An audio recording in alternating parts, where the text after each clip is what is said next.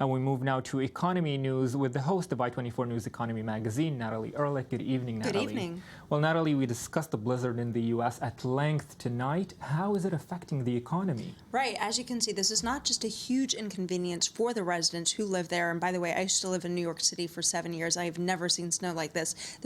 Seems pretty unprecedented here. People can't even get out of their cars. People have died.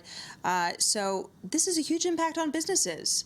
It was 2014, there was a survey. They estimated that it cost the U.S. GDP about 1.4% of their GDP. 1.4% of an entire economy was lost. Also, when one day of a New York shutdown cost that state's economy $700 million and $152 million in retail sales alone.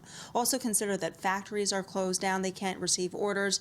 This really stunts the whole economy by at least a few days. And if you're planning that trip to New York City, you're in pretty not in good sights here, because nearly all travel has been canceled to the city, and 10,000 flights all over the country have been canceled as well. Well, is there any way to get to New York from New York to other places, or is travel completely at a standstill? At this point, I think you'd have to go in canoe. Pretty to go much. in a canoe to New York. And you say you've never seen anything like this, though. Never. I've never seen, and I have seen quite years. a few snowstorms in my life. I've never seen anything like this. All you can see from the photos I've seen, snow up to people's cars. You can't even see the top of the car, just white everywhere. I mean, people look miserable. So I'm very happy to be here.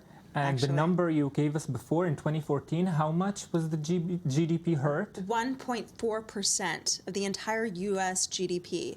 Just keep in mind, everything is shut down. You can't get out of your home. You can't go, you would go shopping perhaps for food in the store. You would maybe even go to work. People are working from home. People aren't going to work. Yes. It's a huge shutdown for the economy. So cold in New York, and cold numbers too. Would that be right to say, Natalie? Very cold numbers. Very cold numbers, yes. Natalie Ehrlich, thank you very much for that tonight.